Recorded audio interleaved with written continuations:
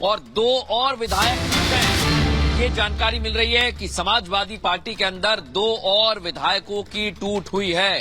हंडिया से विधायक एक बार फिर जो आशंकाएं थी वो प्रबल हो गई हैं और समाजवादी पार्टी में किस तरह की टूट मची हुई है ये आप देख सकते हैं। दो और विधायकों के टूटने की खबर मिल रही है। इसका सीधा अर्थ यही है कि अब आने वाले वक्त में समाजवादी पार्टी की मुश्किल और ज्यादा बड़ी होने वाली है, क्योंकि समाजवादी पार्टी की तरफ से दावे जरूर किए जा रहे थे, लेकिन एक के बाद एक विधायकों का टूटना ये बता रहा है कि अखिलेश यादव ने जो कोशिशें की थी उसमें वो कामयाब नहीं हो पाए हैं। समाजवादी पार्टी के दो और विधायक टूट गए हैं। बदायूं से आशुतोष मौर्य भी टूटे। अनामिका हमारे साथ जुड़ी हुई है। अनामिका, एक के बाद एक नाम सामने ही आते जा रहे हैं और ये फेहरिस्त बड़ी लंबी होती जा रही है। और देखिए मृदुल, जो ये फेहरिस्त लंबी होती चली जा रही है लोकसभा चुनाव के लिहाज से भी काफी अहम हो जाती है, क्योंकि अगर बदायूं की बात करें तो बदायूं हमेशा से ही समाजवादी पार्टी के प्रभाव वाला इलाका रहा है, जहां से इस बार भी शिवपाल यादव को खड़ा किया गया है। लेकिन उसके पहले बदायूं से विधायक का टूटना ये बताता है कि लोकसभा चुनाव के लिहाज से बीजेपी ने यहाँ पे बड़ी स्ट्रैटेजी अपनाई है। चाहे हम हांडी की बात करें या बदायूं की बात करें या रायबरेली, अमेठी, ये वो जिले हैं जहां पे समाजवादी पार्टी यहाँ पे चुनाव लड़ने की तैयारी कर रही थी। या रायबरेली, अगर अमेठी की बात कर ले हम, तो यहाँ पे कांग्रेस को अपना मौका दे रही थी। लेकिन यहाँ पे जो विधायक टूट रहे, 5 के बाद अब ये दो विधायक और जुड़ गए हैं, जिनके नाम अब विधायकों की संख्या यहाँ पे 7 से 8 हो चुकी है। और पल्लवी पटेल पे निगाहें लगी हुई है, क्योंकि पल्लवी पटेल अभी तक पहुंची नहीं है यहाँ पर। वो वोट डालेंगी या वोट नहीं डालेंगी या बहिष्कार करेंगी, इसको लेकर तस्वीर साफ नहीं हो पाई है।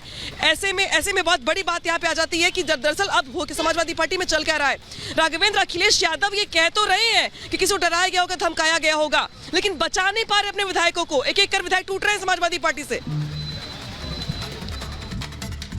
बिल्कुल बड़ी बात आप कह रही हैं, और इससे अखिलेश यादव के इस बयान से जाहिर होता है कि उन्होंने कहा कि सभी बागी लोगों पर कार्रवाई होगी, क्योंकि पार्टी यही चाहती है, सबका यही कहना है। तो जब आप कार्रवाई करेंगे तो स्थिति क्या होगी? देखिए, बड़ी बात है, अखिलेश यादव बयान दे दिए, लेकिन वो सोचते नहीं कि इसका परिणाम क्या होगा। अभी नोटिफिकेशन जारी हुआ विधान परिषद चुनाव के लिए। 13 सीटों पर चुनाव होने वाला है। इसी 4 तारीख को नामांकन दाखिल करना है, यानी कि एक हफ्ते में 13 सीटों के लिए अगर आप अपने विधायकों के ऊपर कार्रवाई करेंगे, हटाएंगे, तो आपके 2 विधान परिषद भी बनने मुश्किल हो जाएंगे। इस तरह का बयान देने से पार्टी पे बड़ा प्रभाव पड़ता है। लेकिन अखिलेश यादव ने कहा कि हम कार्रवाई करेंगे, और लगातार विधायकों की संख्या जो बढ़ रही है। सूचना तो यह है कि शिवपाल यादव के सामने हाकिम चंद बिंद मिलकर गए और शायद उन्होंने भी क्रॉस वोटिंग कर दिया। बिल्कुल राघवेंद्र, अहम जानकारी दे रहे हैं आप। लेकिन इस बीच समाजवादी पार्टी को लेकर के बीजेपी की ओर से एक बड़ा दावा किया जा रहा है। बीजेपी के एक मंत्री ने ये दरअसल दावा किया है कि समाजवादी पार्टी के कई विधायक आज क्रॉस वोटिंग करने वाले हैं, कर रहे हैं, यानी कि जो विधायकों की संख्या है वो काफी ज्यादा यहाँ पर बताई जा रही है। तो देखिए, बीजेपी के मंत्री की ओर से दावा किया गया है, और देखिए जो दावे वो यहाँ पे साफ होते दिखाई भी दे रहे हैं। मनोज पांडे हो, चाहे महाराजी प्रताप हो, चाहे इसके अलावा राकेश प्रताप सिंह हो, राकेश पांडे हो, कई ऐसे चेहरे सामने आ चुके हैं। लेकिन दरअसल यहाँ पर ये कहा जा रहा है, आशीष पटेल जो कि अनुप्रिया पटेल के पति भी हैं, अनुप्रिया पटेल गुट जो कि गठबंधन में है बीजेपी के साथ, उनकी ओर से दरअसल ये दावा किया गया है। आशीष पटेल ने दरअसल ये दावा किया है कि समाजवादी पार्टी के विधायक, कई और विधायक यहाँ पे क्रॉस वोटिंग करने वाले हैं। तो देखिए, क्रॉस वोटिंग करने के साथ यहाँ पे तस्वीर साफ हो जाती है कि समाजवादी पार्टी में बगावत है, नाराजगी है, या फिर लोकसभा चुनाव से पहले बिखराव। मृदुल, क्योंकि ये माना दरअसल जा रहा है कि जो दावे हैं बीजेपी की मंत्री की ओर से, आशीष पटेल की ओर से, अगर सच साबित होते हैं तो समाजवादी पार्टी को लोकसभा चुनाव से पहले ये मान लिया जाए कि पार्टी बिखरने के कगार पर आ गई है, जहां पे विधायक तितर-बितर हो रहे हैं। हालांकि इस बीच मृदुल आपके पास आएंगे, लेकिन उसके पहले आशीष पटेल ने क्या दावा किया है, क्या कुछ कहा है, पहले वो सुन लीजिए। बड़ा खेल हुआ है, जिसको प्रधानमंत्री श्री नरेंद्र मोदी जी और माननीय मुख्यमंत्री योगी आदित्यनाथ जी के नेतृत्व वाले सरकार की नीतियों पर भरोसा है, वो सब हमारे साथ आ गए। लेकिन आशीष जी, अखिलेश जी कह रहे हैं कि डर दिखा रहे हैं, प्रलोभन दे रहे हैं। जब जमीन के नीचे, जब पैर के नीचे कुछ बचता नहीं है, जमीन खिसक जाती है, तो आरोप के अलावा कुछ नहीं है। निश्चित तौर पे उन्हें ये प्रतीत हो रहा होगा, पीडीए का जो उन्होंने नारा दिया था, पीडीए का वास्तविक अंतरात्मा ही गायब हो गई है। तो आशीष पटेल को आप सुन रहे थे, और उन्होंने सीधे ये बताया है कि पैरों के नीचे से जमीन खसक गई, और वो हमें अखिलेश यादव के बयान में भी देखने को मिला। जैसा भी हमारे सहयोगी जिक्र कर रहे थे कि ये बहुत बड़ी टूट होगी, और लोकसभा चुनावों से पहले इस तरह का डेंट लगना समाजवादी पार्टी के लिए चुनौती खड़ी कर सकता है, क्योंकि एक तरफ वो कांग्रेस के साथ गठबंधन की बात कह रहे हैं, एक तरफ वो पीडीए का नारा देते हैं, लेकिन अंदर खुद के क्या हो रहा है इसकी कोई जानकारी नहीं होती है। दूसरी बात यह कि राज्यसभा के चुनावों में ये पता लगता है कि आप विधायकों को एकजुट नहीं रख पा रहे हैं।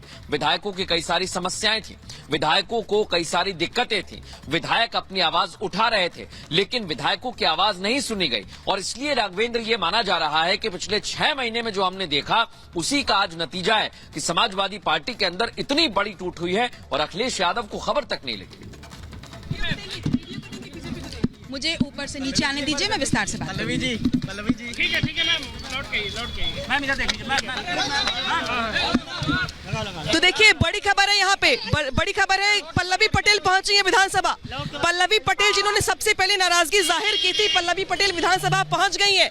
मैंने सवाल पूछा उनसे कि क्या आप आज वोट करेंगी, तो उन्होंने कहा कि हाँ मैं वोट देने ही यहाँ पर आई हूँ, लेकिन किसको वोट दूंगी उन्होंने ये साफ नहीं किया। उन्होंने कहा कि पहले मैं वोट देने जा रही हूँ, वोट देने के बाद जब बाहर आऊंगी तो बताऊंगी कि किसको वोट दिया गया है। पल्लवी पटेल वो चेहरा है जो अपना दल कामेरावादी से आती है। उन्होंने सबसे पहले नाराजगी जाहिर की थी प्रत्याशियों के चयन को लेकर के, और सुबह से इस बात के कयास लगाए जा रहे थे कि चूंकि पल्लवी पटेल का डिनर में भी नहीं पहुंची है तो क्या आज वो वोट करेंगी नहीं करेंगी, लिहाजा पल्लवी पटेल अब पहुंच तो गई है। बिल्कुल, और वो ये भी पल्लवी पटेल तो पहुंच गई है, लेकिन एक और बड़ी खबर आपको बता दें, दर्शकों को बता दें, आरएलडी के जो विधायक हैं उन्होंने बीजेपी के आठवें उम्मीदवार संजय सेठ को वोट दिया है। हालांकि वोट वरीयता के आधार पर दिया जाता है, यानी प्रथम वरीयता में उनके लिए संजय सेठ होंगे। इसका सीधा मतलब है कि अगर प्रथम वरीयता होगी तो भारतीय जनता पार्टी का पाला मजबूत होगा, क्योंकि 1, 2, 3, 4 इस क्रम में वरीयता बांटी गई है और इसी क्रम में मतदान होता है। तो प्रथम वरीयता में भारतीय जनता पार्टी आगे निकल जाएगी, क्योंकि विपक्ष के पास नंबर नहीं है। अगर कांग्रेस और समाजवादी पार्टी को मिला लें तब भी वोट संख्या नहीं पहुंच रही थी जो 111 की जरूरत थी, और 111 की संख्या को और कम कर दीजिए क्योंकि समाजवादी पार्टी में टूट हुई है। इसलिए राघवेंद्र अब बहुत ज्यादा दिक्कत है और ये लगभग लग रहा है कि समाजवादी पार्टी का उम्मीदवार यहां हार जाएगा। देखिए बहुत ही महत्वपूर्ण आपको जानकारी देने जा रहा हूं कि जब अखिलेश यादव विधानसभा से निकल गए तब पल्लवी पटेल को सूचना दिया गया, फिर पल्लवी पटेल विधानसभा में एंट्री करती हैं। यानी कि पल्लवी पटेल नहीं चाहती कि अखिलेश से उनका सामना हो, क्योंकि जिस तरह से नोकझोंक की बातें आई थी उस पर यह पुख्ता मुहर भी लगती है।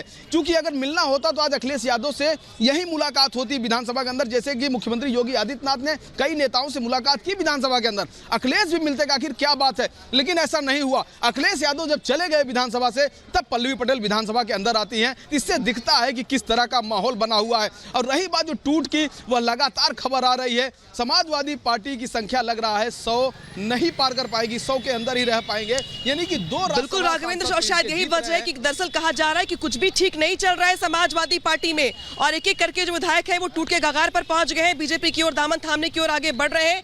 यानी कि लोकसभा चुनाव से पहले समाजवादी पार्टी में बड़ा बिखराव दिखाई दे रहा है।